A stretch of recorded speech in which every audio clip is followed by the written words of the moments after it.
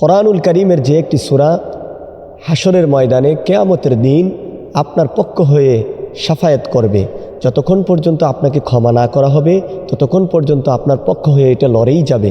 দেখুন কিয়ামতের দিনটা অত্যন্ত কঠিন হবে। সেদিন কেউ কারো হবে না, সবাই থেকে পালাতে থাকবে।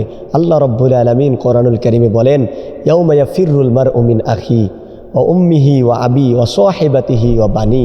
কিয়ামতের সেই বিভীষিকাময় দিনে বাবা তার ছেলে থেকে, ছেলে তার বাবা থেকে, মা তার সন্তান থেকে, ভাই তার ভাই থেকে, বন্ধু তার বন্ধু থেকে, স্বামী তার স্ত্রী থেকে সবাই পালাতে থাকবে আর বলতে থাকবে নাফসি নাফসি নাফসি। ওই কঠিন মুসিবতের সময় কোরআনুল কারীমের একটি সূরা আল্লাহ রব্বুল আলামিন চান আমরা যেন ক্ষমা পাই, আমরা যেন মাপ পেয়ে যাই, আমরা যেন নাজাত পাই। এই জন্য আল্লাহ পাক আমাদের জন্য অনেকগুলো আমলের ব্যবস্থা রেখেছেন। তন্মধ্যে একটি আমল, যে আমলটি করলে, যে কোরআনুল কারীমের যে সূরাটির আমল করলে কিয়ামতের দিন আপনার পক্ষ হয়ে শাফায়াত করবে, যতক্ষণ পর্যন্ত আপনাকে আল্লাহ ক্ষমা না করেন। সুবহানাল্লাহ। দেখুন, আমরা কিন্তু জীবনে চলার পথে অসংখ্য গুনাহ করে ফেলি, অসংখ্য পাপ করে ফেলেছি, যেগুলোর জন্য হয়তো আমরা কিয়ামতে আটকে যাব।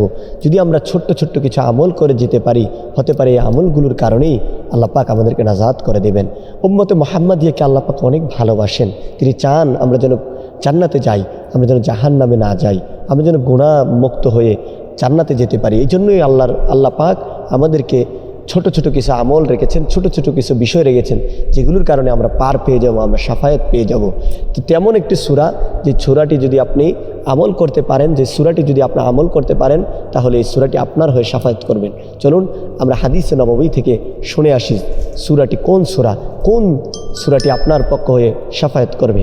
আন আবি হুরায়রা রাদিয়াল্লাহু তাআলা আন্না রাসূলুল্লাহ সাল্লাল্লাহু আলাইহি ওয়াসাল্লাম, হযরত আবু হুরায়রা রাদিয়াল্লাহু তাআলা আনহু বলেন, নবী করিম সাল্লাল্লাহু আলাইহি ওয়াসাল্লাম বলেছেন, ক্বালা মিনাল কোরআনি সূরাতুন সালাসুনা আয়া। কোরআনুল কারীমের মধ্যে একটি সূরা রয়েছে যার 30টি আয়াত, যার রয়েছে 30টি আয়াত। কোরআনুল কারীমে এমন একটি সূরা রয়েছে যার রয়েছে 30টি আয়াত। শাফাআত লিরাজুলিন হাত্তা গফিরা লাহু।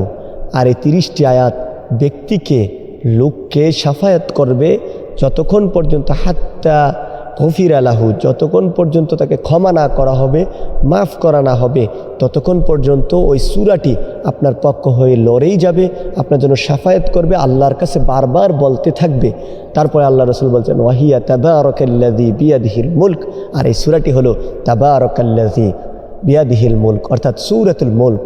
সূরাতুল মুলক যদি আপনি পড়েন সব সময়, বিশেষ করে যদি আপনি ঘুমাবার আগে এশারের পরে যদি এই আমলটুকুন করেন, তাহলে এই সূরাতুল মুলক আপনার পক্ষ নিয়ে কিয়ামতের দিন আল্লাহর কাছে লড়বেন, আপনার জন্য শাফায়াত করবেন, আপনাকে যেন আল্লাহ মাফ করে দেন। হাত্তা গফিরা লাহ, হাদিসে এসেছে যতক্ষণ পর্যন্ত আপনাকে ক্ষমা না করা হবে ততক্ষণ পর্যন্ত এই সূরাটি আপনার পক্ষ হয়ে ডিবেট করেই যাবে, আল্লাহর কাছে বলতেই থাকবে, আপনার পক্ষ হয়ে আপনার জন্য শাফায়াত করতেই থাকবে। তাহলে চলুন আজ থেকেই আমরা শুরু করে দেই। আমাদের জীবনের পাপের অভাব নেই, গুনার অভাব নেই। আমরা চলুন এই অল্প আমল দিয়েও যদি আমরা জান্নাতে যেতে পারি তাহলে ক্ষতি কি ভাই?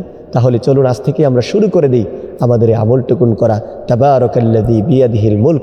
এই সূরাটির আমল যদি আমরা করতে পারি তাহলে আশা করা যায় ইনশাআল্লাহুল আজিজ আল্লাহ তাআলা আমাদেরকে এটার শাফায়াতের মাধ্যমে আমাদেরকে কিয়ামতের দিন মাফ করে দেবে।